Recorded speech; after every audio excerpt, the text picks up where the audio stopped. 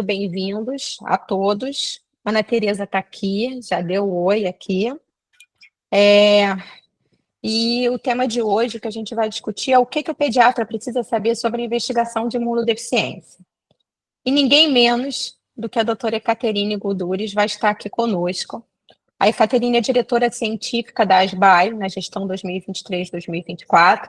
Ela é membro do Departamento Científico de Imunologia da Sociedade Brasileira de Pediatria, da Comissão de Alergia e Imunologia da Sociedade de Pediatria do Estado do Rio de Janeiro, e ela é professora adjunta do Departamento de Pediatria da Faculdade de Medicina da Universidade Federal do Rio de Janeiro. A Ekaterine também está conosco na proposta para a diretoria, gestão 2025-2027, onde ela será a primeira secretária. E hoje, Ekaterine, nós vamos conversar sobre o que o pediatra precisa saber sobre a investigação de imunodeficiência. Bem-vinda. Eu não sei se você quer falar algumas palavras antes que a gente comece a nossa entrevista. Vamos começar logo. Então, tá ótimo. Então, vamos lá. A gente dividiu esse bate-papo em 3 módulos. Eu e a Ekaterine construímos um roteiro. O primeiro bloco de perguntas e de discussão vai ser a respeito de o que a gente tem de mais atual para falar sobre epidemiologia e conceito das imunodeficiências ou chamados erros inatos da imunidade. Depois a gente vai falar sobre um pouco do diagnóstico e a gente vai falar o diagnóstico antes da expressão fenotípica e depois que a apresentação clínica já está acontecendo e quais as diferenças e o que a gente tem de instrumentos para fazer esses diagnósticos. E, por fim, questões, claro, que a gente não vai poder aprofundar aqui dentro da nossa atividade, que a princípio está programada para durar entre 1 hora e 1h15. A gente acredita que esse é o tempo suficiente para que a gente possa abordar a discussão, mas a gente vai falar alguma coisa principalmente em auxiliar o pediatra e o especialista a direcionar esses casos para um adequado acompanhamento e para um adequado tratamento, tá? Ao final de cada bloco, a gente prevê a abertura para algumas perguntas, que o Leonardo vai nos ajudar em relação à organização da ordem de quem levantou a mão ou de quem enviou a pergunta no chat. E aí, Ekaterine, ao final de cada bloco, a gente vai tentar esclarecer essas dúvidas e seguir adiante. Tudo bem para você? Claro. Então, tá bom. Então, a primeira pergunta que eu vou te fazer é o seguinte: afinal de contas, é imunodeficiência ou erros inatos da imunidade? São 2 termos que querem dizer a mesma coisa ou não? Esclarece para a gente.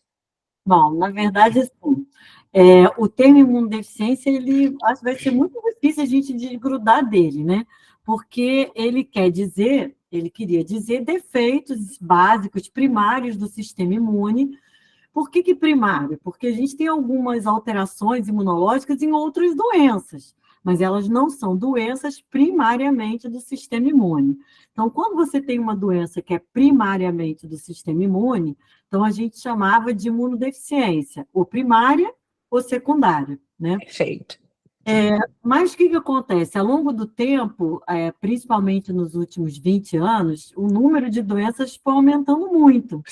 E com o avanço da genética também, a gente começou a ver que essas doenças nem sempre eram propriamente deficiências. Muitas das vezes eram até ganhos de função de alguns genes. Então, isso promovia mais uma desregulação do sistema imune do que propriamente uma deficiência, no sentido de uma coisa para baixo. Isso foi um aspecto. E o outro aspecto é que sempre que a gente fala de deficiência, fica parecendo que você tem só infecção. E a gente vai falar mais adiante dos fenótipos e tudo, cada vez mais começou a se descrever outros fenótipos que não só os quadros infecciosos. Então, se propôs de chamar de erros inatos da imunidade. Isso tem dado um pouquinho de confusão, né? Porque tem gente que acha que é a mesma coisa, que é inato do metabolismo. Então, tem rolado uma certa confusão, mas a gente tem procurado sedimentar esse nome de erros inatos da imunidade quando a gente está falando de imunodeficiência primária e deixar os defeitos secundários, né, secundários a doenças, secundários a medicamentos, como imunodeficiência secundária mesmo. Tá. Deixa eu só te fazer uma pergunta, então, na prática, para ver se eu entendi. Se eu tenho uma criança, por exemplo, com uma agama-globulinemia, eu tenho uma criança com um erro inato da imunidade, eu tô certa? Sim, se essa gama-globulinemia ela não for secundária. Sim, se for um Bruton, por exemplo, Sim, ela sim. uma globulinemia que a gente tem evitado hoje em dia na área de usar os epônimos, né? Então, Ótimo, perfeito, era isso que eu queria chegar. uma globulinemia ligada ao X, porque a gente Perfeito, há gama-globulinemias autossômicas recessivas, então que elas podem acontecer nas meninas. Isso é o resultado de você dizer que é autossômica recessiva. Tem um defeitinho que pode ser autossômico dominante, mas a maioria que não é ligada ao X são autossômicas recessivas. E primeira coisa, a gente vê um contexto, porque a gama-globulinemia, em geral, ela tem linfócito B ausente, menor do que 1%. Então, nessa situação, é muito difícil isso não ser primário numa criança pequena, a não ser que esse paciente tenha feito o rituximab. perfeito, Então, maravilha. a gente não vai ter linfócito B e pode ter uma gama-globulinemia. Perfeito, maravilha. Então, esse é um exemplo do que eu posso determinar um erro inato da imunidade, ok? Sim. Sim, tá. É, eu ia perguntar, a cada ano, a gente vê um número maior de doenças. Inclusive, vocês recentemente publicaram um livro que eu tive a oportunidade de receber tanto a versão na íntegra como a versão online, a versão em PDF, que foi a questão da imunidade para o não especialista, né? Vocês publicaram esse livro e eu vi que no capítulo que vocês falam sobre a epidemiologia, vocês falam sobre o crescente número de diagnósticos que vêm sendo incluídos nesses grupos, tá? E aí eu queria que você me falasse um pouquinho sobre isso e qual, assim, você já deu uma palhinha sobre a questão da genética influenciando muito nessas novas determinações. O que você teria para ajudar a gente, que é pediatra ou que é especialista não imunologista, nesse sentido? Esse livro foi um livro que a gente escreveu, Erros Inatos para Não Especialistas, a gente escreveu no contexto da regional da Associação Brasileira de Alergia e Imunologia. Ele é Isso. gratuito, foi a CSL, é uma empresa que fabrica imunoglobulina, que nos ajudou, apesar de não ter nada sobre tratamento, assim, Tratamento. conflito de interesse, mas é importante frisar que eles ajudaram a distribuir. Se alguém quiser, é só pedir que a gente manda esse PDF, que a ideia é espalhar mesmo Perfeito. esse livrinho, né? O que acontece é que assim, a gente tem uma classificação que é lançada a cada 2 anos, tá? Tá. Essa classificação começou a ser feita na década de 70, na verdade, em 1970, pela Organização Mundial de Saúde. Depois de uns 10, 15 anos, isso passou a ser feito por uma entidade que chama União das Associações de Imunologia de todo o mundo, né? Mundial. Tá. E aí, desse ano, por exemplo, está atrasada, ainda não saiu, deve sair esse ano ainda. Para vocês terem uma noção, a primeira classificação ela tinha 11 doenças, gente. Eram aquelas doenças que todo mundo sabe, né? Ataxia telangiectasia, Chidiac-Gash, a gama ligada ao X, SCID. Hoje em dia, a classificação última, que foi publicada em 2022, foi elaborada em 2021, ela tem 485 doenças. A próxima, ela tem 500 doenças, provavelmente, tá? Deve ter 500, Nossa. talvez um pouquinho mais. Então, esse é um ponto importante para a gente chamar a atenção, porque toda vez que a gente vê diagnóstico diferencial, até da sua área, Patrícia, um Uhum. diagnóstico diferencial de pneumonias recorrentes, né? Ou diagnóstico diferencial de lactente sibilante. Então, tá lá, imunodeficiência. E aí, Isso. chamar a atenção que essa imunodeficiência são 500 doenças diferentes. E quando a gente fala de diagnosticar ou suspeitar, a gente está falando de 500 doenças diferentes. Então, é bem complicado você fazer. A gente propôs, nesse livrinho tem outros sinais de alerta que a gente propôs, para tentar dar conta das manifestações que são muito diferentes. Mas é para chamar a atenção, acho que a primeira coisa para responder a sua pergunta é que a gente está falando de 500 doenças diferentes. Perfeito. No Brasil, existe alguma fotografia sobre quais as mais prevalentes, quais as menos prevalentes? Existe uma foto ou algum tipo de registro nacional em andamento ou em planejamento? Existe alguma questão nesse sentido? A gente tem um registro latino-americano que o Brasil participa. Infelizmente, não são todos os centros que atendem imunodeficiência, né, ou inato da imunidade, que Aham, registram seus pacientes, mas existe um registro latino-americano, e nesse registro latino-americano a gente tem acesso. Claro que, como qualquer lugar do mundo, os defeitos predominantemente de anticorpos são os mais frequentes. Né? perfeito. No mundo inteiro, inclusive nosso aqui. Agora, esse registro, ele é sabidamente, ele é incompleto. Uhum. Não só porque os centros, às vezes, demoram um pouquinho para registrar seus pacientes, como nem todos os centros, a gente sabe disso, nem todos os centros que atendem, eles registram seus pacientes. Então, ele é incompleto. Mas ele tem uma fotografia dos centros que registram. Então, a gente pode dizer que não em termos de número, a gente não tem um número completo, mas em termos de distribuição, ele provavelmente reflete a distribuição do Brasil, que é dos defeitos predominantemente de anticorpo, que são os mais frequentes, como é no mundo inteiro. Ah, essa coisa que você falou de registro é interessante, né? Há umas 2 semanas eu participei de um fórum sobre deficiência de esfingomielinase ácida, a antiga Niemann-Pick, né? E sobre a questão da reposição enzimática, que já existe hoje disponível a medicação. E o desafio seria criar um registro da doença a nível nacional. E aí a gente teve uma série de discussões com outros especialistas que já têm experiência há mais de 30 anos com outros registros relacionados a doenças raras. E eles passaram exatamente essa dificuldade que você falou. A primeira delas é de ter todos os centros participando. A segunda é de dar sustentabilidade ao registro, porque você entra com o doente, mas depois, para manter o acompanhamento, a gente tem uma perda muito grande de dados, que é exatamente a coisa passar a integrar a tua rotina, né, dentro do seu centro de referência. Cada vez mais chega mais doente, cada vez mais é mais exame, é mais investigação, e para alimentar os dados do registro, a sustentabilidade do registro é o maior desafio hoje. E aí eu vou usar um link com a próxima pergunta que eu vou te fazer. A gente não pode negar a mudança demográfica que a pediatria contemporânea passa atualmente, né? Então, assim, nos últimos 30 anos, a gente teve uma série de agravos de saúde que passaram a ser diagnosticados cada vez mais cedo. Para eles, uma série de medicações extremamente específicas, algumas condições muito raras, que antes a sobrevida nem possibilitava o diagnóstico, hoje já existe a sobrevida e o diagnóstico até antes da apresentação clínica.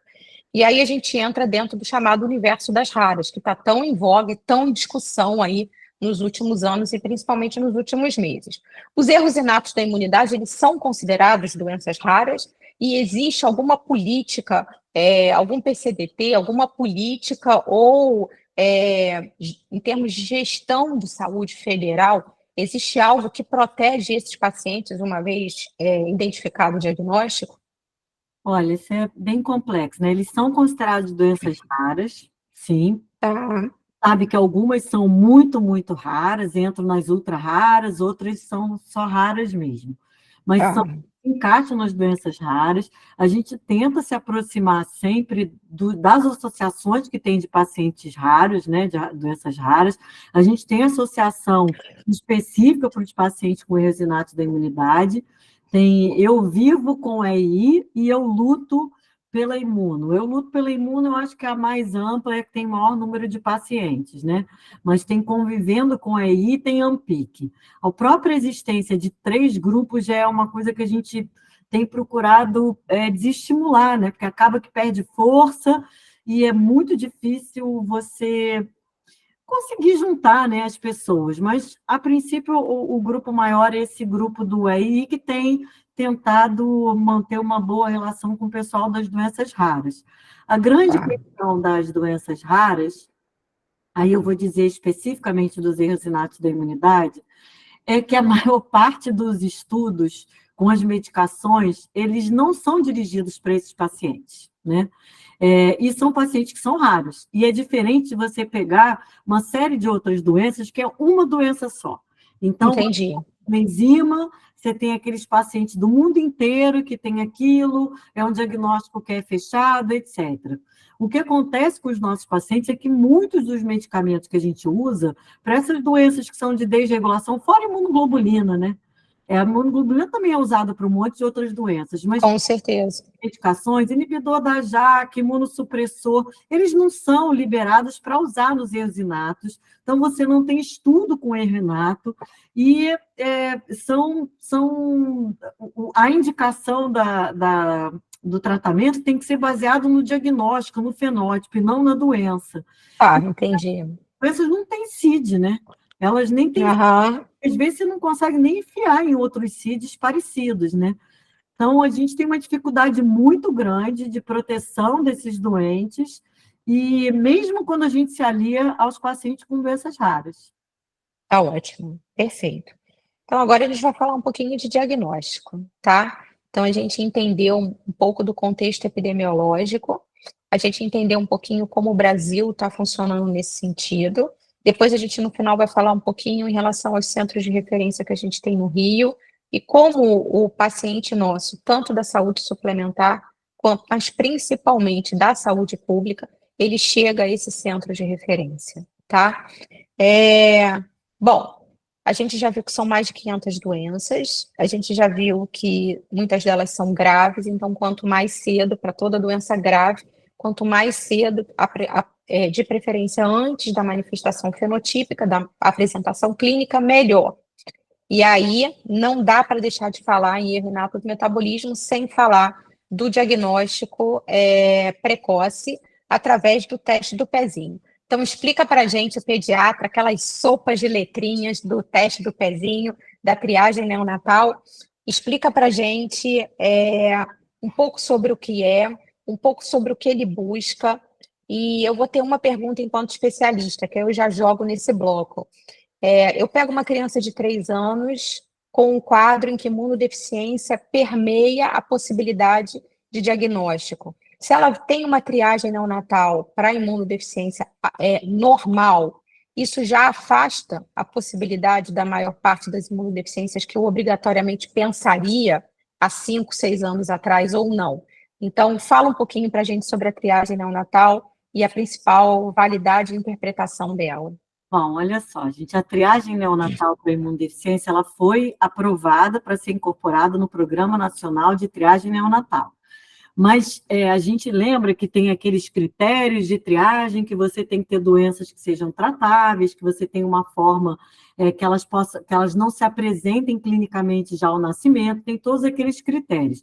Se a gente for pensar nessas doenças, só tem 2 doenças que a gente consegue fazer a triagem neonatal, pelo menos no presente momento, tá? Que são as imunodeficiências combinadas graves, a maioria delas, tá? E a gama-globulinemia. Ótimo. Por meio do TREC, a imunodeficiência combinada grave, e por meio do CREC, com K, a gama-globulinemia. O que esse TREC e o CREC são? Eles, na verdade, são o seguinte: a gente nasce com um monte de célula virgem. Essas células virgens, né, os recém-nascidos têm um montão de célula virgem. Essas células virgens vão entrando em contato com os antígenos, e a gente, não sei o quanto vocês lembram de imuno, os receptores, eles vão sofrendo uma situação de hipermutação. Então, o que acontece? Eles vão entrando em contato e você vai modificando esses receptores de célula B e de célula T. Na hora que você faz esse processo, vão sobrando pedacinhos de DNA. Esses pedacinhos de DNA, eles formam círculos. Então, são círculos de excisão, é como se fosse um lixo daquela elaboração dos receptores de célula T e de célula B. E aí você conta isso, porque isso significa que você tem muita célula naive em atividade, sofrendo proliferação. Então, se você tem um número de TREC Isso significa que você tem uma boa proliferação de linfócito T e um número X de CREC, você tem uma boa proliferação de linfócito B. B. Tá? Bom, existem vários métodos para você dosar isso. Então, os valores de referência, eles variam de um laboratório para o outro. Então, a gente tem que observar o valor de referência daquele local. Todos os valores que são 20%, né, são 20% para baixo do valor de referência, eles são considerados alterados.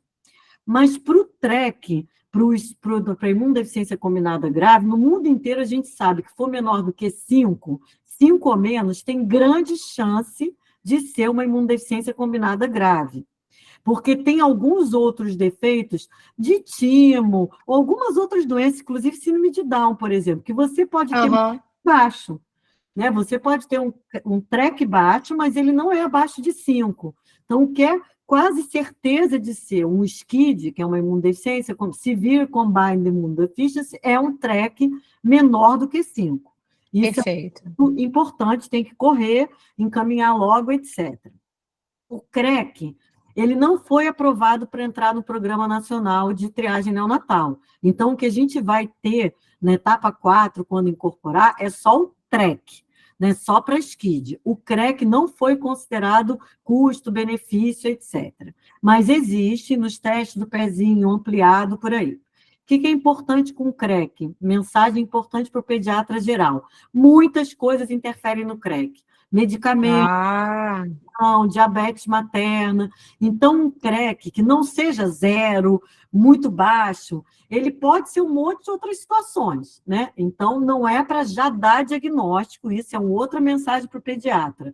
TREC e CREC, abaixo do valor de referência, que não sejam assim 0, 5, muito baixo, não é para dar diagnóstico para a família, já dizer que tem SCID, já dizer que tem imunodeficiência, nada disso, dizer que tem que investigar, aquilo é uma triagem, não é diagnóstico de nada, a gente precisa ter exames para confirmar, tá? Então, acho que são mensagens bem importantes.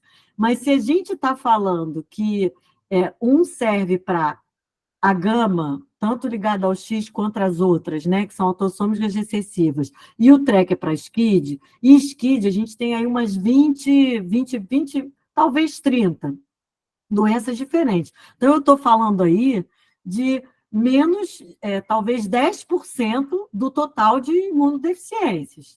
Então, se a gente tem isso normal, a gente está descartando aquelas que são risco de vida mais iminente, que precisam de transplante muito precoce. A gente não está descartando 500 doenças. Perfeito. Perfeito, maravilha. Bom, se essa criança, ela tem... uma ótima pergunta. Eu vou aqui, então, entrar. O professor Fábio Kushner, ele está perguntando, boa noite, professor, ele está perguntando sobre a prematuridade interferindo os testes de triagem neonatal. Isso. Interfere bastante. Então, a gente sabe que pacientes... a gente, sempre que tem uma alteração baixa, um valor baixo, você tem que repetir. Então, não é proibido você fazer em prematuro, até porque muitos prematuros, eles podem ter SCID. Então, não é proibido você colher TREC e CREC no prematuro, porque eles já podem estar normais. Principalmente, a gente fez um trabalho na maternidade escola da UFRJ, a professora Priscila Klaes fez na dissertação de mestrado dela. Então, ela viu que a partir de 34 semanas, o CREC praticamente já tinha normalizado, digamos assim, era normal. Então, bem precocemente, o CREC, que é o do linfócito B, você já pode confiar no valor, tá? Então, isso é um dado que a gente tem aqui do Rio de Janeiro.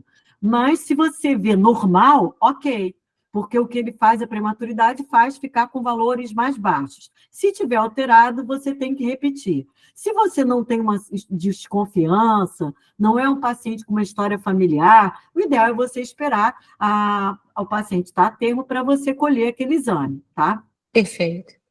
Mas interfere bastante. Tá. Bom, alguma outra coisa, alguma outra condição do recém-nascido, ela possa interferir? Por exemplo, a prematuridade foi um ótimo toque. A gente tem alguns neonatologistas aqui e que atendem recém-nascido de risco, trabalham em UTIs neonatais. Além da prematuridade, alguma outra condição de saúde pode interferir, gerando um falso, não é um falso positivo no sentido de uma alteração que não seja a verdadeira. Alguma outra condição que você quer chamar a atenção para o pessoal? Primária do recém-nascido são poucas. A gente pode falar Perfeito. do TREC, né? E aí são outros tipos de síndromes. Então, a gente tem síndromes, por exemplo, que você tem perda de linfócito, Ah, várias, aí você vai ter linfopenia. E aí você vai alterar o TREC também. E isso, na verdade, não é uma imunodeficiência primária, né? perfeito. Tem várias doenças que estão relacionadas a timo.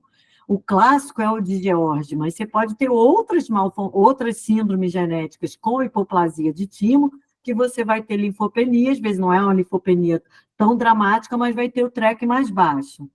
Ah, uma vez feito esse diagnóstico, os laboratórios normalmente eles pedem uma redosagem ou um encaminhamento ou o pediatra fica sob responsabilidade do pediatra, do serviço de pediatria, o encaminhamento para um centro de referência para decisão ou não de uma recoleta. O que que acontece? A gente aqui só tem, no Rio de Janeiro, a gente não tem ainda a incorporação no SUS. Isso só foi incorporado em São Paulo, Minas Gerais e Distrito Federal. Todos Perfeito. os estados ainda estão na latência, dentro do prazo, etc. e tal. Então, a gente não tem. Então, aqui, quando é feito o teste do pezinho ampliado, fica a responsabilidade do pediatra. Aí é aquilo, gente, se for um TREC e CREC muito baixos, encaminhar para o imunologista de imediato. Imediatamente. Não titubeia, tem que encaminhar de imediato. Se for um valor um pouco mais baixo, isso pode ser repetido, né? Ou então entrar em contato com um colega para conversar, etc. Mas valores assim, porque às vezes o valor de referência é 35, e aí vem o resultado 32. Aí Tá. já se diz para a família que aquilo é skid, fica uma confusão danada na família, liga pai chorando, mãe chorando, aquele negócio todo. Então, numa situação como essa, está um pouco abaixo, você repete, né? Até porque não é um exame caro, e é um exame que ele pode sair numa situação como essa um resultado bem mais rápido. Então, a ideia é pouco abaixo do valor de referência, é até assim, 70%, né, um valor que é 70%, ok, pode repetir, não assusta a família. Agora, é um valor baixo, menor do que 20%, Vai para o imuno. imunologista logo de uma vez, porque isso Ah, significa uma série de exames que são mais complicados, né, que a gente tem que pedir. Tem vários, às vezes, que não tem laboratório comercial, então a gente tem que dar o nosso jeito, e essa estrutura não está montada, a gente não tem santo transplantador no Rio, então o ideal é encaminhar para o imuno o mais breve possível mesmo. perfeito. A vacina BCG, nesses casos, a gente não deve realizar até o esclarecimento, Ekaterine. Enorme, né? Porque o que acontece? A gente tem experiência são poucos os países no mundo que têm BCG, que precisam de BCG e que estão fazendo triagem neonatal. Então, o Brasil é um deles e oh, meu Deus, acabei é um país na Ásia, daqui a pouco eu me lembro, tá, gente? É um país na Ásia. E em São Paulo, especificamente, pela dificuldade com o pessoal da infectologia, do PNI, se optou por simplesmente continuar fazendo BCG para todo mundo ao nascimento, exatamente igual. Agora, tem algumas cidades, como Campinas, por exemplo, que a BCG ela é feita só com um mês de idade, não é feita na maternidade. Então, eles não têm esse problema, porque aí colhe antes e vem o resultado e a BCG não foi feita, que seria o ideal, tá? Seria o ideal não você postergar muito tempo, você fazer com um mês de vida e você ter o TREC. Mas em São Paulo, para não ter confusão, está se fazendo a BCG. O que tem de experiência lá é que os 8 pacientes com SCID que foram identificados, quando veio o resultado do TREC alterado, se começou a profilaxia com isoniazida. E nenhum desses pacientes ele evoluiu Interessante. transplante, nem pós-transplante com o BCG-IT ou BCG-OS. Perfeito. Não é todo paciente com SCID, tá, que tem BCG-IT ou BCG-OS. Principalmente os que têm NK positivo, eles não costumam ter infecção disseminada pelo Bovis. Então, esses pacientes todos, eu não sei dizer, isso foi uma pergunta, mas eu não sei dizer qual é o tipo, qual é a doença genética. Mas são 8 pacientes só. Então, eu não posso jurar que todos Isso não vai acontecer. Tá ótimo. vai acontecer com todos. Tá ótimo. Bem, vamos lá. Partindo um pouquinho para o diagnóstico, a partir, na verdade, da expressão fenotípica. Então, na verdade, a gente vai ter aquele paciente passou do período neonatal, nós ainda não temos a triagem neonatal amplamente instalada, mesmo a triagem normal não afasta várias outras imunodeficiências que vão poder aí começar a aparecer o seu fenótipo. E aí não dá para deixar de falar dos 10 sinais de alerta. Então, esses 10 sinais de alerta é uma forma provavelmente altamente sensível para a gente tentar conseguir pegar essas crianças e, a partir de síndromes clínicas estabelecidas em 10 pontos principais, a gente não deixar, quer dizer, esse grupo é para a gente não deixar de pesquisar os erros inatos da imunidade nesse grupo de crianças, tá? A gente sabe quais são eles, e aí eu não vou ficar aqui descrevendo todos eles, mas eu gostaria de chamar a atenção que alguns são baseados em infecções recorrentes ou infecções graves, mas outros sinais de alerta não têm relação com etiologia, com manifestação infecciosa. Por exemplo, a criança que tem um déficit de crescimento, pode ser um diagnóstico diferencial para um déficit de crescimento, a criança que apresenta doenças malignas precoces, incomuns ou recorrentes. Então, o que eu queria? Eu queria te perguntar em relação a 2 pontos. O primeiro ponto, a gente sabe que, pelo menos na minha parte, pneumologia, doença respiratória, a gente vem assistindo aí nos últimos 2, 3 anos, principalmente no período pós-pandêmico, um número muito grande de crianças com infecções bacterianas comunitárias invasivas, infecções comunitárias graves, principalmente representadas por pneumonias graves, complicadas, a pneumonia necrotizante, os desafios dessas crianças. E aí, essa criança versus a investigação para imunodeficiência. E a segunda pergunta que eu tenho em relação à manifestação clínica.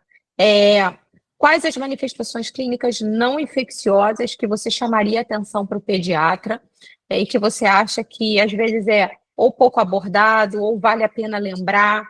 O que você sugere? Bom, vamos lá se eu consigo lembrar tudo que você falou aí. Os sinais Tá. de alerta, eles foram criados pela Fundação Jeffrey Model, que são 2 pais, tiveram uma criança que faleceu com imunodeficiência, criaram uma fundação e eles criaram esses sinais de alerta, tá? Vários estudos foram feitos em cima desses sinais de alerta e, na verdade, a gente sabe que eles são fracos, né? Eles são fracos para fazer diagnóstico. O item mais forte é a história familiar de imunodeficiência, tá? Mas não se conseguiu, até o presente momento, ter uma lista de sinais que seja tão sensível, como você disse, quanto a gente gostaria. Porque o objetivo, Perfeito. quando a gente fala desses sinais de alerta, é pensar em. Então, não é ter qualquer sinal de alerta, não é igual a ter necessariamente um erro inato da imunidade. A gente quer ter, assim, mais sensibilidade e menos especificidade. Então, esse é o objetivo geral.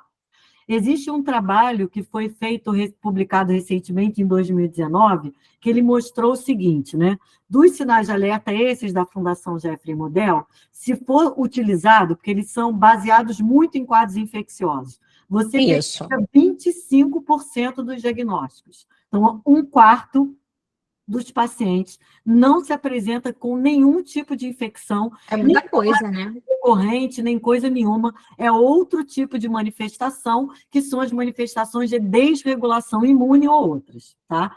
O sinal mais forte, sem dúvida, é a história familiar. Por isso que a gente até propôs recentemente, isso não foi estudado ainda, a capacidade, a sensibilidade dele, mas a gente propôs na SBAI, no ano passado, na Comissão de Imunodeficiência, outros sinais de alerta. E que aí a gente botou como item número 1 a história familiar, infecções é um dos itens, e o resto a gente vai ver alteração de crescimento e desenvolvimento, doença alérgica grave, precoce, pouco responsiva a tratamento, doenças autoimunes combinadas, então o paciente tem hipotiroidismo, daqui a pouco está com diabetes, tem hipotiroidismo, daqui a pouco tem uma anemia hemolítica, principalmente se muito precoce, essa coisa do muito precoce e resistente a tratamento entra em todos, né? Malignidade, malignidade muito precoce, resistente a tratamento, malignidade combinada com autoimunidade, malignidade combinada com alergia grave. Então, essas são os outros sinais de alerta bem importantes, né? E que eu ia dizer ali um pouco? Bom, foi história familiar, a gente tem que ter sensibilidade. E outra coisa, como são quase 500 doenças, nesse boletim, isso já vem de antes, tá? É uma tentativa de vários autores, inclusive aqui do Brasil também. A gente foi acrescentando sinais de alerta por especialidade. Então, a gente tem sinal de alerta para neonatologista, sinal de alerta para gastroenterologista, sinal de alerta para reumatologista. Então, a gente foi tentando colocar sinais de alerta também para especialidades pediátricas. Né? Muitas das vezes, que sem dúvida é o pediatra, e são as especialidades pediátricas que vêm esses pacientes primeiro, não é o imunologista. Né? Então, eles é que tem que suspeitar. Agora, eu tenho uma coisa para dizer para os pediatras, assim, claro, é uma coisa legal para os pediatras, mas legal para a gente também, que trabalha com isso e fica falando, né? A gente tem um diagnóstico na pediatria muito maior do que nos adultos, né? Nos adolescentes, que já não vão ao pediatra, e nos adultos. Porque, sem dúvida nenhuma, os pediatras, no geral, estão infinitamente mais capacitados para suspeitar do que os clínicos, ou os especialistas da área clínica. Então, os especialistas da área pediátrica e os pediatras estão muito mais capacitados. Eu queria só mencionar, porque eu vi que a Tânia Vrobel estava aqui, porque a gente tem ali, no sinal de alerta, uma coisa que fala assim, 2 pneumonias. Então, no adulto, é uma pneumonia. Isso. Né? E na criança seriam 2 pneumonias. Mas tem um paciente que eu acompanho até hoje, que foi a Tânia que fez diagnóstico. E era um menino de um nível socioeconômico excelente, só que ele teve uma pneumonia grave com 1 ano e pouquinho. Então, se você pensa, gente, colheu, foi o que a Tânia fez. Ela colheu e esse paciente tem uma gama-globulinemia ligada ao X. Qual foi a consequência dela ter suspeitado cedo, ela ter colhido e encaminhou prontamente? Esse menino faz imunoglobulina regularmente, e ele não tem nenhuma sequela. Ele não tem bronquiectasia, ele não tem nenhuma sequela, ele nunca mais teve pneumonia, né? Um menino isto, tocando a vida dele. Então, assim, é claro que a gente tem que ter aquele sinal de alerta importante, mas se você ficar na dúvida, encaminha, porque é o Perfeito. Ninguém fica chateado de receber paciente para investigar, achando que, não é, como eu digo, a gente recebe 3 tipos de paciente. Aquele que você olha e você faz checklist. Bom, vou investigar porque alguém suspeitou e você tem que investigar. Tem aquele que você tem certeza que ele tem na hora que você olha, lê, ouve a história, e você vai ter que, às vezes, catar cavaco para fazer diagnóstico. E tem aquele que você tem dúvida. Pode ser, pode não ser. E isso é super importante, você pensar e encaminhar para investigar. Tá ótimo, perfeito. E sim, Tânia que está na sala, se depois ela quiser abrir a câmera e dar o testemunho dela, mas é exatamente isso que eu queria que você chegasse, e foi excelente. Olha lá ela aí, ó, a Tânia aí. Boa noite, pessoal. Eu me lembro desse menino, eu acho que ele fez porque já tem um tempo que eu não vejo, porque ele está repondo, ele está ótimo, ele já deve estar quase adulto, eu acho, né? Não, ainda não está adulto, mas está caminhando. Tá perto. Ele internou acho que com uma pneumonia, com derrame pleural, fez uma pneumonia necrotizante, aí na história pregressa, que eu achei esquisito, ele tinha tido um abscesso perianal, eu acho. Não foi esse, não. Então, não foi esse. Mas, enfim, eu acho que eu desconfiei pela pneumonia, que nem era tão importante, Tânia. Você realmente suspeitou, não sei se foi pela condição da família, pela demora para responder, mas o fato é que ele teve esta pneumonia na vida. Eu me lembro dele internado com pneumonia, mas engraçado, na história pregressa, pode ser que eu esteja trocando. Ele tinha uma questão de abscesso. Não me lembro direito. Esperanal, não, esse foi outro. Então, esse foi, não. Só esse é outro.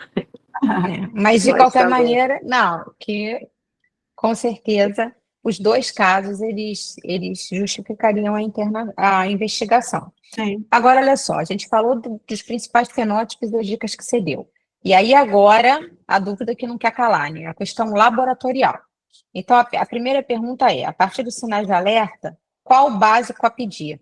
E isso vai variar de acordo com o que o indivíduo apresenta na tua frente? Totalmente, até porque, Tá. como eu digo sempre, não tem como, hoje em dia, descartar erro inato da imunidade em definitivo, em situação nenhuma, nem com genética, porque os defeitos mais frequentes são os defeitos de anticorpo, e uma boa parte deles, os mais comuns, eles não têm determinante genético conhecido.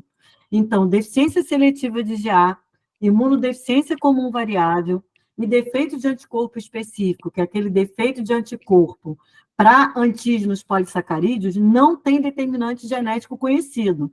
Então, esses são os mais comuns. Então, nem com genética você consegue descartar. Então, hoje em dia, que eu costumo brincar é a coisa mais difícil do que diagnosticar é dizer que não tem. Principalmente se tiver uma clínica muito sugestiva. Então, a genética não resolve o nosso problema. Né? E aí você vai ter que encaixar nos fenótipos, são 10 tabelas diferentes. Né? São quase 500 doenças, e é óbvio que nem a gente que trabalha com isso sabe todas as doenças. De tanto olhar a tabela, você vai mais ou menos transitando por elas. Mas o que é muito importante de início? Né? Uma coisa que eu chamo de fenótipo imunológico. Qual é o fenótipo imunológico? É você dosar a imunoglobulina e contar linfócito.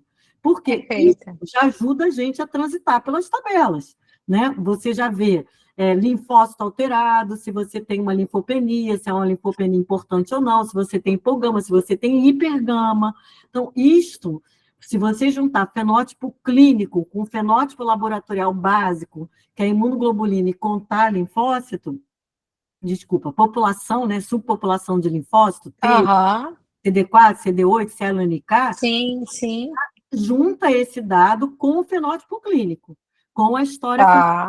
E isso já permite que a gente transite pelas tabelas de uma maneira melhor. Perfeito, maravilha. Então, é exatamente isso.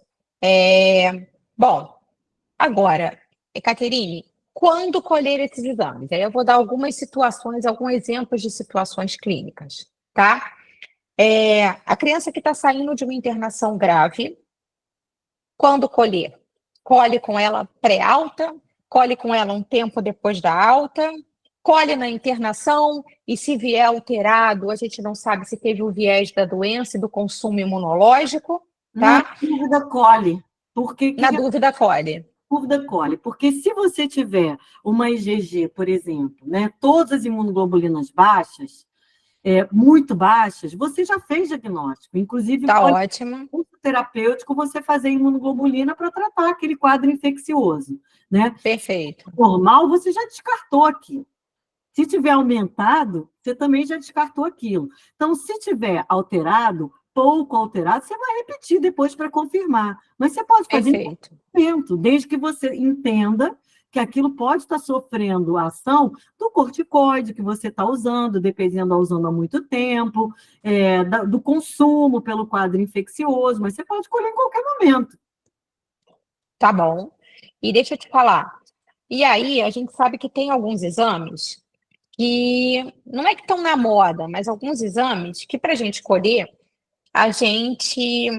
eu pelo menos, né? Eu sempre vejo vocês sempre que podem, imunologistas, alertando sobre o direcionamento e a necessidade da interpretação tanto desse fenótipo imunológico básico, que a gente sabe que tem tabelas para a gente poder avaliar isso, mas a gente tem outros exames. Eu vou dar um exemplo prático daquilo que eu estou falando, tá? Mais ou menos, quem não sabe o que procura não interpreta o que acha. E um desses exemplos de um exame que anda, às vezes, pairando por essa determinação é o anticorpo antipolissacarídeo pneumococo, tá? Dá sua opinião sobre isso e a tua orientação. Bom, o que que acontece? Essa coisa de exame eu acho que vale para todos, né, Patrícia? Exame a gente Tá, pede quando sabe o que fazer com ele e quando a gente acha que ele vai fazer diferença na sua conduta, né? perfeito. Diferença, não adianta colher o exame. Se você também não sabe o que fazer com ele, a não ser que você queira adiantar para o colega. Isso também é válido, Tá, tá obviamente. ótimo. Para outra pessoa, conversei com ela, outra pessoa vai interpretar com mais experiência. Então, claro que isso é válido, né? O que que Tá. acontece com anticorpo antipolissacarídeo? As pessoas erram muito na hora de pedir o exame e na faixa etária de pedir o exame. O que que acontece? Perfeito. Todas as crianças até os 2 anos, é fisiológico elas não responderem bem a antígeno polissacarídeo. Por isso que as vacinas todas que a gente faz, para meningo, para pneumo, para hemófilos, elas são conjugadas à proteína, porque o paciente até 2 anos é super comum ele não responder. E também não é uma coisa é, cabalística ali. Tem 2 anos e um dia, aí a criança passa a responder. Tem crianças, e a gente vê isso, por exemplo, em algumas síndromes, principalmente síndrome de Down, que os pacientes eles demoram mais para recuperar aquilo. Então, é um diagnóstico que a gente procura fechar com 4 anos, pelo menos. Né? Porque antes disso, o paciente, você vai, às vezes, identificar uma resposta ruim e aquilo é transitório. Você não fechou um diagnóstico, não pode fechar um diagnóstico para toda a vida do paciente. Perfeito. Mesmo com 4, 5, não pode.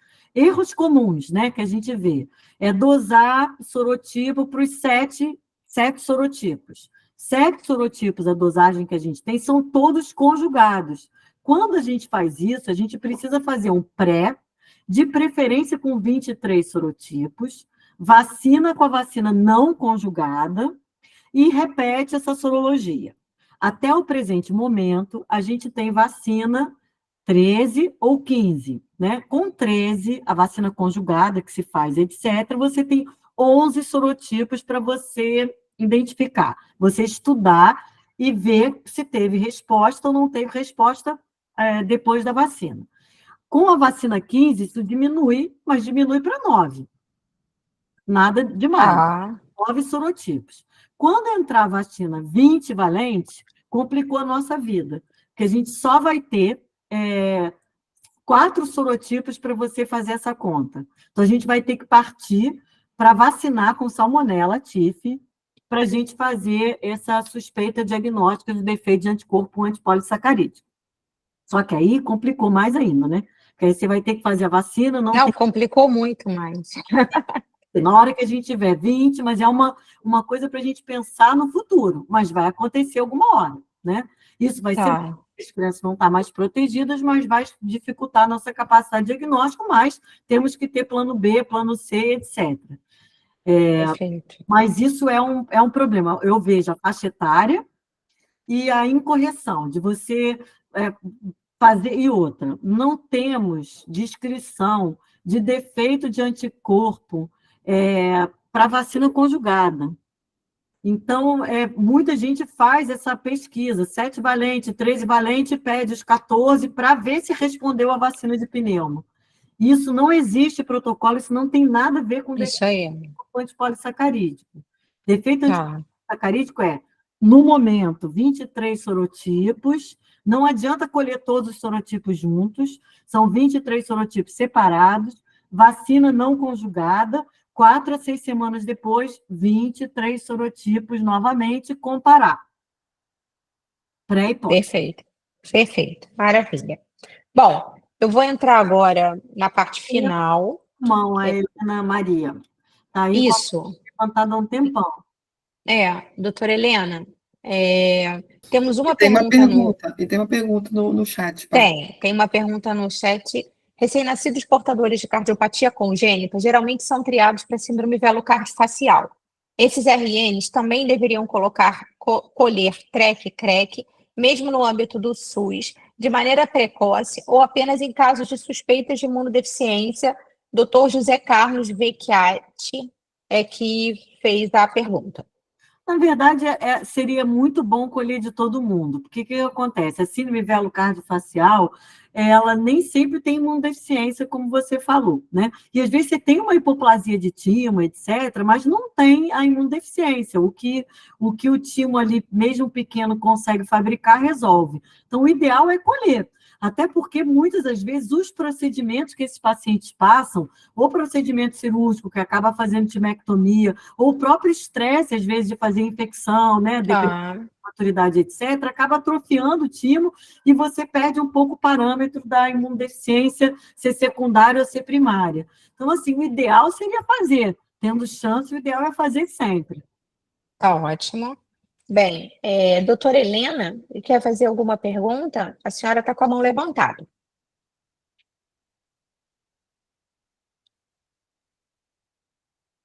Sim? Não?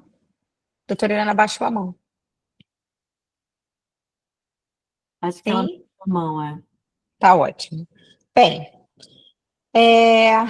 Fábio Kushner, professor Fábio, e a hipogama transitória da infância? Eu espero até quando? Eu não combinei com ele, tá, gente? Porque isso fica parecendo... Não, ele está em total sintonia com o nosso roteiro, porque seria o próximo item da pergunta e ele já está ali com a pergunta engatilhada do professor Fábio, em total sintonia com o nosso roteiro. Cátia, pode falar. Bom, olha só, a hipogama transitória da infância, teoricamente, resolve até 3 anos, às vezes resolve, a gente já teve paciente, a gente resolvendo com 10 anos de idade.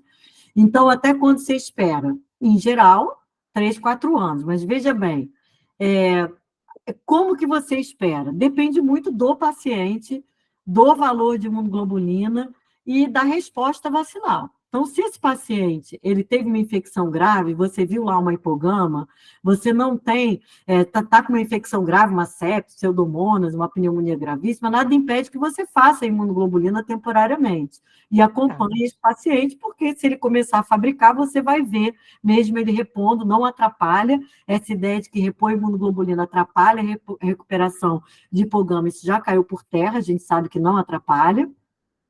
Então, você pode até começar, mas sabendo que você tem que vigiar, porque aquilo pode recuperar.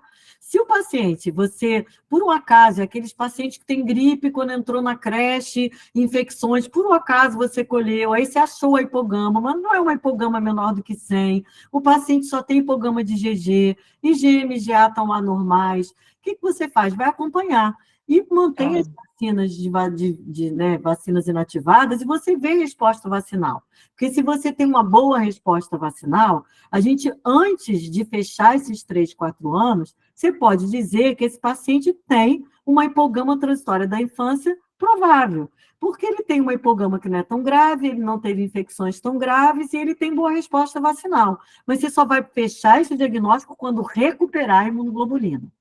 A outra situação é um paciente que tem hipogama, mas teve uma infecção grave, ou teve algumas infecções, e que você não vê uma boa resposta vacinal, e às vezes ele tem uma pan-hipogama, não tem IgA, tem uma IgM lá baixa, IgG baixa.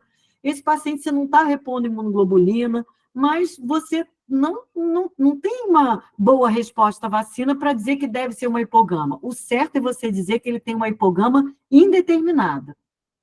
Não é de hipogama transitória da infância. Então, você vai dizer que ele tem uma hipogama determinada, vai acompanhar, né? Se esse paciente tiver uma infecção grave, você pode até indicar imunoglobulina temporariamente, mas você vai fechar esse diagnóstico de hipogama transitória na hora que ele recuperar.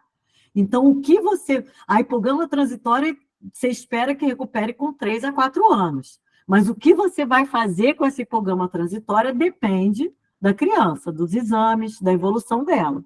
E também o rol que você vai dar. Tá ótimo. Doutora Helena, eu acho que agora levantou a mão. Caterine, tudo bem? Boa noite. Boa noite, Patrícia, todo mundo. Boa noite. Eu estava querendo saber em relação à imunodeficiência, quando tem a subclasse, uma deficiência de subclasse de IgG. Quando que ela tem significado? Ela só tem significado se você tiver alteração de resposta vacinal. Então, esse é o tipo de exame que a gente pede assim, quando a gente está investigando doença de IgG4, ou quando a gente tem uma deficiência de IgA, que você tem uma clínica muito demais, né? Muito poderosa, e você tem infecção demais, porque a deficiência de GI, em geral, é oligossintomática. O paciente é mais sintomático pequeno, depois ele vai ficando bem. E você não tem condição de fazer uma resposta vacinal naquele momento, ou por dificuldade de pedir, etc. e tal. Aí você pode até pedir defeito de subclasse. Mas o que vale não é o defeito de subclasse, né? Porque você pode ter IgG2, IgG4 ausente, IgG3 ausente, e você não ter doença nenhuma. Então, você precisa ver defeito de anticorpo para proteína, que a gente vê com IgG para sarampo, para rubéola, quando já fez a vacina, para tétano, difteria, para hemófilos, que são vacinas conjugadas, ou para o próprio pneumo, né? Aí sim, pneumo conjugado à proteína. Tudo bem. E para Tá ótimo. sacarídeo com essa investigação. Então, a gente não pode dar diagnóstico de deficiência de subclasse se você não tiver uma alteração de resposta vacinal. IgG1 e IgG3, resposta à proteína, IgG2 e IgG4, resposta a polissacarídeo. Tá ótimo. Maravilha. Foi excelente a pergunta, hein? Muito boa. Que é uma coisa prática, né? E que está dentro desse fenótipo imunológico inicial e que ajuda a gente a fazer essa interpretação inicial. Bom, a gente está caminhando para o final. São 8h26, Caterine.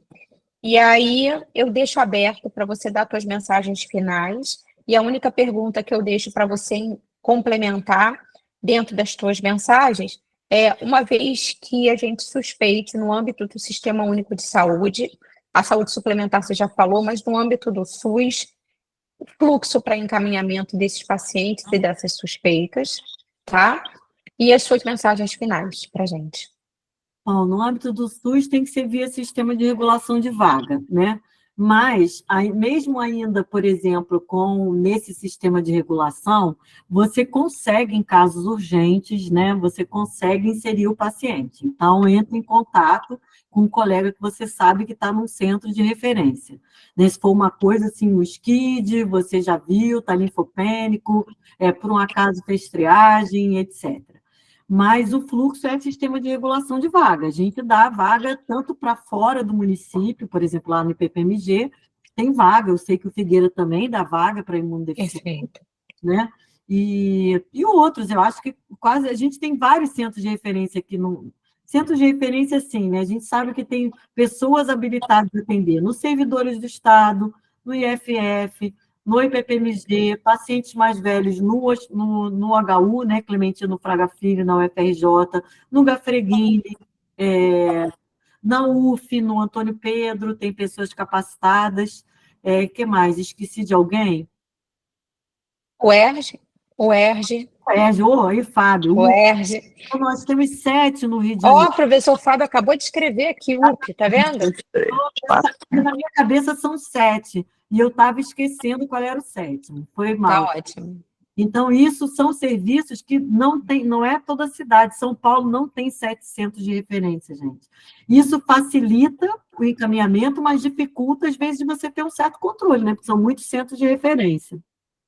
Mas são 7. Então, tem vaga aí no CISREG para esses centros de referência todos, né? E o que eu vejo de importante, até de interessante, Caterine, é que vocês têm uma interface, né, uma inter-relação muito grande, né? Vocês se comunicam, vocês, entre os centros habilitados, vocês se comunicam bastante, então acho que isso ajuda muito. Assim, na SOPEG especificamente, a gente tem o grupo que é o mesmo há muito tempo, mas não tem todos os representantes desses centros de referência, mas na regional das BAE é um grupo que tem de imunodeficiência já antigo, então a gente se conhece, se fala, trabalha muito junto, né? E tá ótimo. Toca grupo de WhatsApp, aquelas coisas. Tá ótimo. Que bom. Bem, eu não sei, eu Posso acho falar que... uma última coisa, Patrícia? Pode falar. Claro, doutora Helena. Caterine, e vocês têm, assim, existe um sistema único de vocês, do paciente, por exemplo, o paciente, aonde ele está internado, se ele tiver alguma intercorrência, vocês sabem, assim, eles têm esse lugar de referência, também ou é só ambulatorial? Não, na verdade, eu não sei como é que funciona nos outros, mas eu acredito que seja da mesma forma. Você tem o NIR, né? Que é no sistema de regulação de vagas, você pode colocar no NIR e pedir para inserir. Então, volta e meia as pessoas no Cardoso Fonte, criança internada, vai lá para aparecer, por exemplo. Está internada e vai para aparecer. Você tem como entrar em contato com o NIR e pedir, né, o atendimento. Isso funciona. Eu acho que todos os hospitais que têm sistema de regulação, isso funciona dessa forma. Enganação, tá, beleza. Tá ótimo. Bem, Ana está aí, eu não sei se a Ana quer falar algumas palavras. E Caterine, mais alguma coisa que você queira deixar de mensagem? Estamos bem? Bom, eu quero agradecer muito a você. Foi ótimo o bate-papo. Foi ótimo cumprir aí esse roteiro. Foi muito bom. Queria agradecer muito a participação de todos que estavam aqui. Professor Fábio, em especial, doutora Helena, que participaram aí com as perguntas ativamente. Todos que estiveram aqui. Eu vou passar a palavra para a Ana Tereza, então, e a Caterine, para a gente encerrar a atividade. E agradecer ao Leonardo, que esteve aí ciceroneando a gente na sala o tempo inteiro. Boa noite, gente. Não, só vou agradecer a presença e dizer que foi muito legal essa conversa, esse modelo de conversa com o especialista é muito bom, traz muita informação para o pediatra geral. Então, é só isso mesmo. Uma boa noite, obrigado pela presença e estamos juntos. Muito obrigada a todos, tá? Boa Uma noite, ótima pessoal. noite, ótima Valeu, semana galera. a Beijão. todos. Muito obrigada, Léo, a todos. Boa segunda, boa Obrigada, semana. Tânia, pela presença aqui. Beijo, FK. Beijo, FK. Tchau. Boa noite.